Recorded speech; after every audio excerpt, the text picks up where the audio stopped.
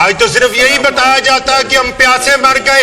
پیاسے نہیں مرے, ہم نے جنہوں نے پانی گلے کی اوپر تک پیا ہوا تھا نا, ان کی گردنیں ریت کر بتایا ہے کہ محمد الرسول اللہ کی نسل کا پیاسا مجاہد پوری دنیا کے پانی پیے ہوئے پر بھی غالب ہے. لوگوں کو یہ بتاؤ کہ سیدنا امام حسین نے, سیدنا علی اکبر نے, امام قاسم نے ہمت اور جرأت کی وہ داستان مرتب کی ہے کہ قیامت تک آنے والے لوگوں کو یہ درس دیا کہ اگر پانی بند ہو جائے, کھانا بند ہو جائے تو دشمن کے آگے گھٹنے نہیں ٹیکے جاتے.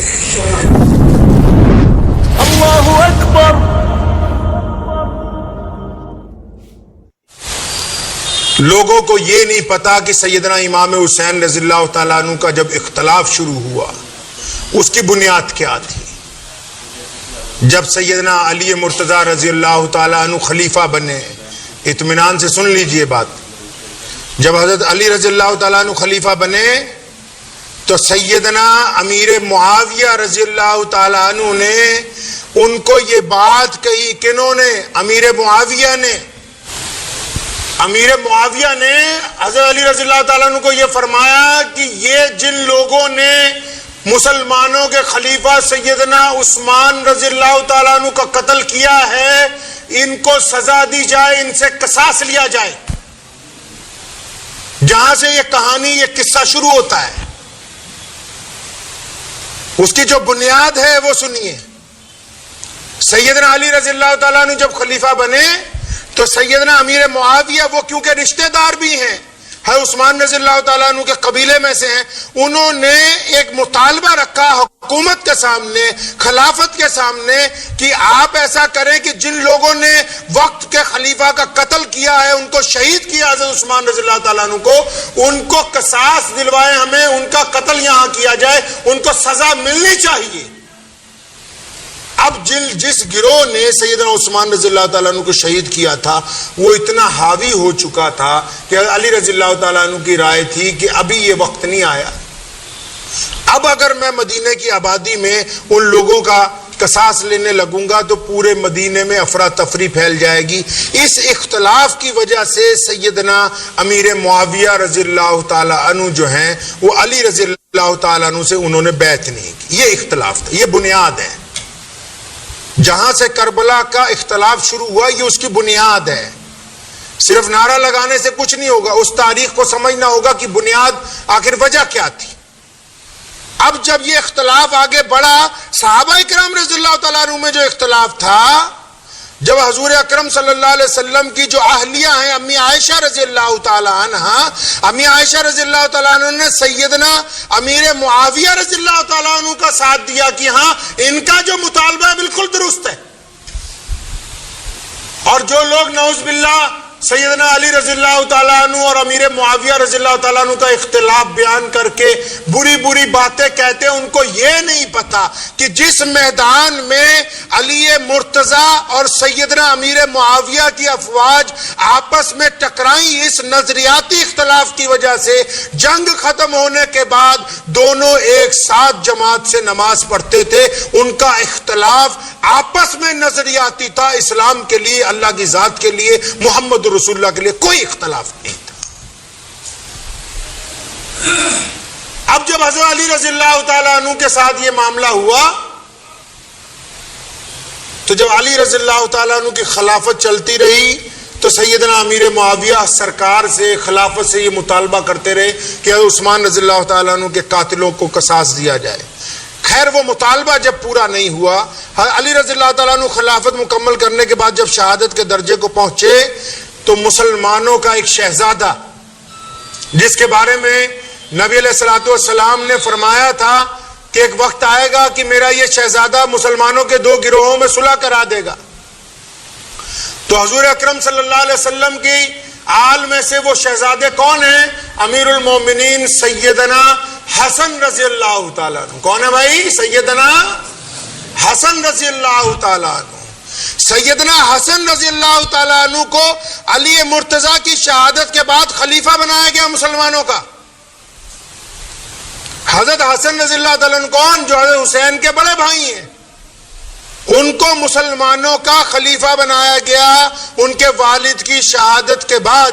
اب جب سیدنا حسن رضی اللہ تعالیٰ عنہ خلیفہ بنے، 6 مہینے خلیفہ رہے، 6 مہینے میں وہ عظیم کارنامہ انجام دیا کہ مسلمانوں کے جو گروہوں میں جو اختلافات تھے ان اختلافات کو سیدنا حسن رضی اللہ عنہ نے ختم فرمایا اور خود خلافت سے استعفیٰ دے کر سیدنا امیر معاویہ رضی اللہ تعالیٰ عنہ کو خلیفہ بنا دیا۔ اپنی جگہ سیدنا امیر معاویہ رضی اللہ تعالیٰ عنہ کو خلیفہ بنا دیا حضرت حسن رضی اللہ تعالیٰ عنہ۔ کیوں بنایا؟ تاکہ اب حکومت جو ہے اس گروہ کے ہاتھ میں دے دی جائے، ایک تو جن کا پہلے سے مطالبہ ہے کہ یہ کام ہمارے مطابق ہونے چاہیے، اور مسلمانوں کا آپس کے اندر اختلاف جو ہے وہ ختم ہو جائے۔ جب سیدنا امیر معاویہ رضی اللہ تعالیٰ عنہ خلیفہ بن گئے، ان کا دور خلافت چلتا رہا، تو جب ان کا انتقال ہوا تو یزید نے خلافت کا اعلان کر دیا کہ اب میں خلیفہ بن گیا ہوں۔ تمام مسلمانوں نے، صحابہ اکرام نے بھی بیعت کر دی، لیکن چند صحابہ نے اور سیدنا امام حسین رضی اللہ تعالیٰ عنہ نے یزید کی ہاتھ پر بیعت کرنے سے اس لیے انکار کیا بھی تیرے متعلق جو خبریں آ رہی ہیں کہ تو فلاں فلاں گناہ کرتا ہے، جب تک تجھ سے وضاحت نہ طلب کر لی جائے اس وقت تک تمہارے ہاتھ پر بیعت نہیں کی جا سکتی۔ اب ادھر کوفے کے جو لوگ تھے، کوفے کے لوگوں نے ایک وفد سیدنا امام حسین رضی اللہ تعالیٰ عنہ کے پاس بھیج دیا کہ جناب ہم تو آپ کے ہاتھ پر بیعت کرنے کے لیے تیار ہیں، ہم تو بالکل تیار ہیں آپ کے ہاتھ پر بیعت کرنے کے لیے، ہم بھی چاہتے ہیں کہ یزید کو تخت سے اتار دیا جائے، خلافت جو ہے وہ آپ کو دے دی جائے۔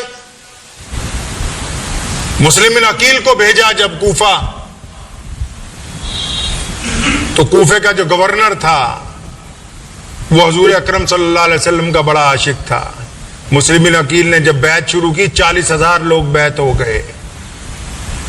یزید کمبخت کو پتہ لگا گورنر معزول کر دیا، ابن زیاد جیسے ظالم بدماش کو وہاں گورنر لگایا گیا ہے، اور مسلم بن عقیل کو کوفے کے اونچے مینار سے لے جا کے نیچے پھینکا گیا تاکہ شہید ہو جائیں، وہ آواز دب جائے جو حضور اکرم صلی اللہ علیہ وسلم کے گھرانے سے آئی ہے۔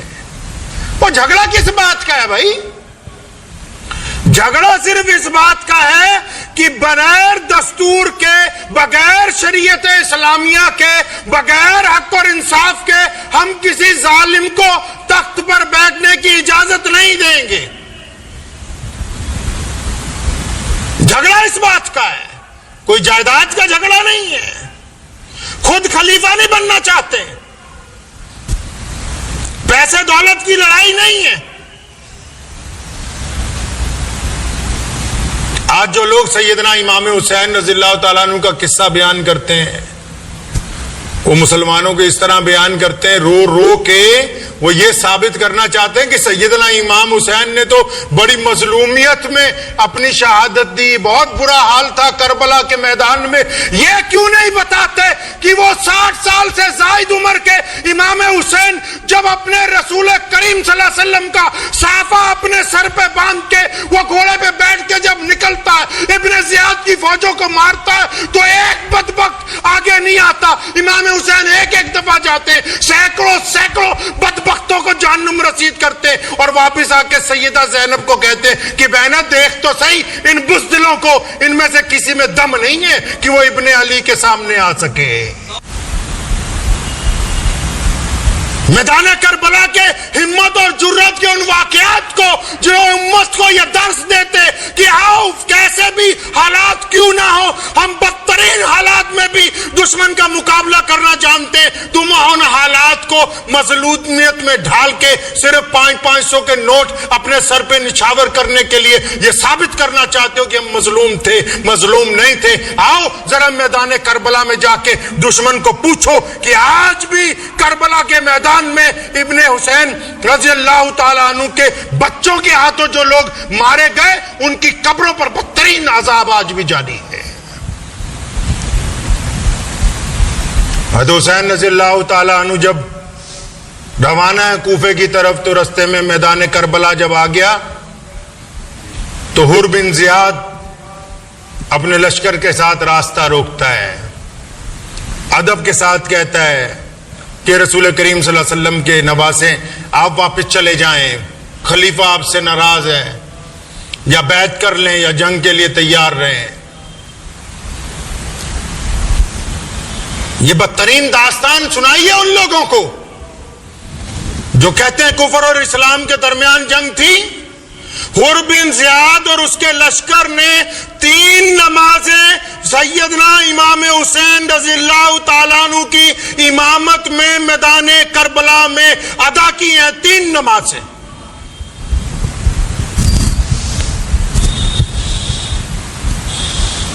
اور کئیوں کو بغض ہے نعوذ باللہ سیدنا ابو بکر سے، سیدنا عمر فاروق رضی اللہ تعالیٰ عنہ سے اور سیدنا عثمان رضی اللہ تعالیٰ عنہ سے۔ وہ یہ بتانا بھول جاتے ہیں کہ سیدنا امام حسین کے 4 بھائی ساتھ میں تھے۔ کون؟ علی مرتضیٰ رضی اللہ تعالیٰ عنہ کی دوسری بیوی کے 4 بیٹے، حضرت عباس علمبردار، عباس بن علی، ابو بکر بن علی، عثمان بن علی، عمر بن علی۔ رسول اللہ صلی اللہ علیہ وسلم کے یہ جو یار تھے نا، یہ علی مرتضیٰ رضی اللہ تعالیٰ عنہ کے بھی جگری یار تھے۔ علی مرتضیٰ نے اپنے بچوں کا نام ابو بکر کے نام پر رکھا، اپنے بیٹے کا نام عمر بن خطاب کے نام پہ رکھا، اپنے بیٹے کا نام عثمان ذی النورین کے نام پہ رکھا۔ آج جو لوگ سیدنا امام حسین کی شہادت کو بیان کرتے ہیں، ان 4 شہزادوں کا نام اس لیے غائب کر دیتے ہیں کہ بھی ان کا نام خلفائے راشدین کے نام کے اوپر ہے۔ سیدنا حسن رضی اللہ تعالیٰ عنہ کے بیٹے میدان کربلا میں جب جنگ کا طبل بجانا، سب سے پہلے وہی بندہ حر بن زیاد جو دشمن کا سپہ سالار تھا، وہ سب سے پہلے دوڑ کے لشکر اپنا گھوڑا لے کے سیدنا حسین کی طرف آ گیا کہ میں ایسی گستاخی نہیں کر سکتا کہ آل رسول کے خلاف لڑوں۔ پہلا بندہ جس نے سیدنا امام حسین کی اقتداء میں اپنی گردن اتروائی ہے وہ حر بن زیاد ہے۔ آج بھی اگر آپ کبھی جائیں گے کربلا کے میدان میں، اگر لوگ امام حسین رضی اللہ تعالیٰ عنہ کے روضہ مبارک پر فاتحہ پڑھتے ہیں تو وہاں حر کو بھی لوگ سلام اس لیے کرتے ہیں کہ وہ بندہ جس نے ظالم حکمران کے منہ پر تھوک دیا کہ میں آل رسول کے ساتھ ہوں، تمہارے ساتھ نہیں ہوں۔ سیدنا امام حسین جب نکلنے لگے لڑنے کے لیے نا، ایک جوان امام قاسم نکل کے سامنے آیا، بالکل تیار ہے، کہنے لگا چچا پہلے میں لڑوں گا۔ فرمایا نہیں، تو میرے بھائی سیدنا حسن رضی اللہ تعالیٰ عنہ کی یادگار ہے، تو ان کے خاندان کا چشم و چراغ ہے، تو رہنے دے۔ فرمایا چچا میرے ابا نے نا میرے ہاتھ پر ایک تعویذ باندھا تھا۔ امام قاسم رضی اللہ تعالیٰ عنہ فرماتے ہیں میرے ابا نے میرے ہاتھ پر ایک تعویذ باندھا تھا اور فرمایا تھا بیٹا جب کوئی بہت بڑی مصیبت آ جائے اس تعویذ کو کھول کے پڑھنا۔ فرمایا آج جب میں نے وہ تعویذ کھولا ہے نا، وہ تعویذ نہیں تھا، وہ میرے باپ کا میرے نام رکا تھا، اس میں لکھا ہے کہ اے قاسم اگر تیرے چچا پر کبھی وقت آ جائے تو اپنے چچا کے آگے رہ کے لڑنا، پیچھے رہ کے نہیں لڑنا ہے۔ امام حسین نے اپنے بھائی کا رکا دیکھا، آنکھوں میں آنسو آ گئے، اجازت دی اپنے بھتیجے کو۔ مورخین نے لکھا ہے سیدنا حسن رضی اللہ تعالیٰ عنہ کا نوجوان فرزند اس انداز سے اکیلا لڑا کہ اگلی صفیں ساری دشمن کی پلٹ دی۔ شمر جیسے ظالموں کو فکر ہو گئی کہ یہ کیا ہو گیا۔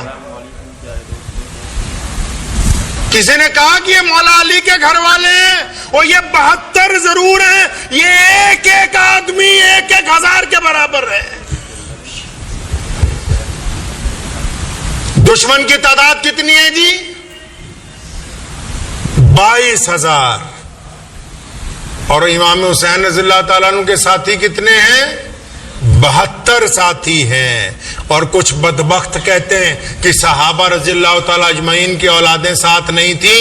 آپ تاریخ اٹھائیں اور کتابیں پڑھیں، اہل بیت میں سے رسول اللہ صلی اللہ علیہ وسلم کے گھرانے میں سے 21 افراد تھے، اور ان کے علاوہ جتنے لوگ ہیں تب تمام کے تمام جید صحابہ اکرام رضی اللہ تعالیٰ اجمعین کی اولادیں ہیں۔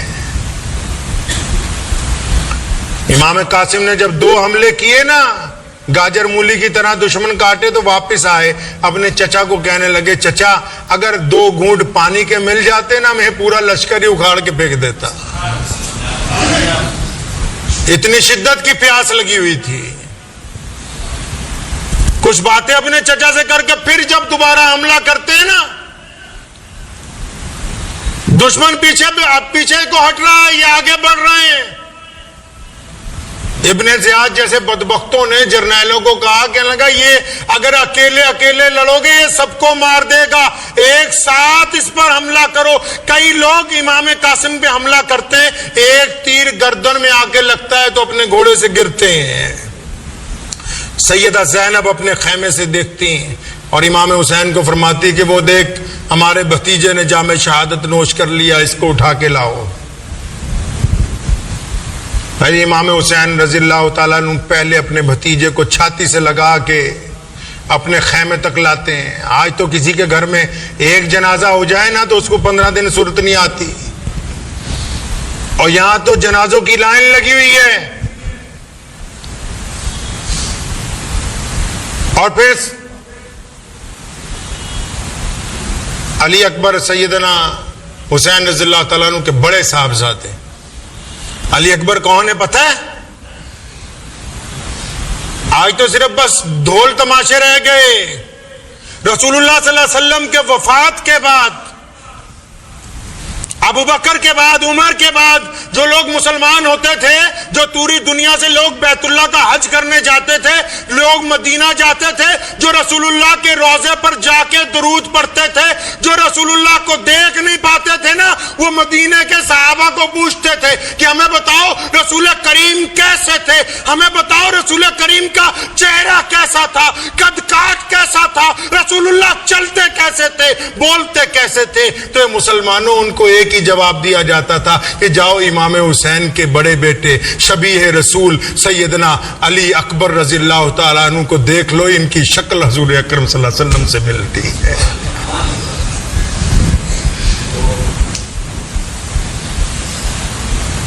وہ جب نکلے ہیں، دشمن کی دانت کھٹے کر دیے جب اس نوجوان نے۔ آج تو صرف یہی بتایا جاتا ہے کہ ہم پیاسے مر گئے، پیاسے نہیں مرے، ہم نے جنہوں نے پانی گلے کی اوپر تک پیا ہوا تھا نا، ان کی گردنیں ریت کر بتایا ہے کہ محمد الرسول اللہ کی نسل کا پیاسا مجاہد پوری دنیا کے پانی پیے ہوئے پر بھی غالب ہے۔ لوگوں کو یہ بتاؤ کہ سیدنا امام حسین نے، سیدنا علی اکبر نے، امام قاسم نے ہمت اور جرت کی وہ داستان مرتب کی ہے کہ قیامت تک آنے والے لوگوں کو یہ درس دیا کہ اگر پانی بند ہو جائے، کھانا بند ہو جائے تو دشمن کے آگے گھٹنے نہیں ٹیکے جاتے۔ علی اکبر کون؟ علی اکبر جن کو دیکھ کے لوگوں کو رسول اللہ یاد آ جاتے ہیں۔ علی اکبر جب شہید ہوتے ہیں نا تو تیر لگتا ہے ان کی گردن میں، اور ان کے والد امام حسین رضی اللہ تعالیٰ عنہ جب اپنے نوجوان بچے کو اٹھاتے ہیں، گردن میں سے جب تیر نکالتے ہیں نا تو آسمان کی طرف منہ کر کے کہتے ہیں کہ مولا آج اگر ابراہیم خلیل اللہ ہوتے، آج اگر ابراہیم خلیل اللہ علیہ السلام یہاں موجود ہوتے نا، میں ان کو کہتا کہ ابراہیم خلیل اللہ دیکھیے، آپ تو اپنے بیٹے کی گردن پر چھری پھیرتے وقت آنکھوں پر پٹی باندھ رہے تھے، میں دونوں کھلی آنکھوں سے اپنی تمام اولاد اللہ اور اس کے رسول کے لیے شہید کروا رہا ہوں۔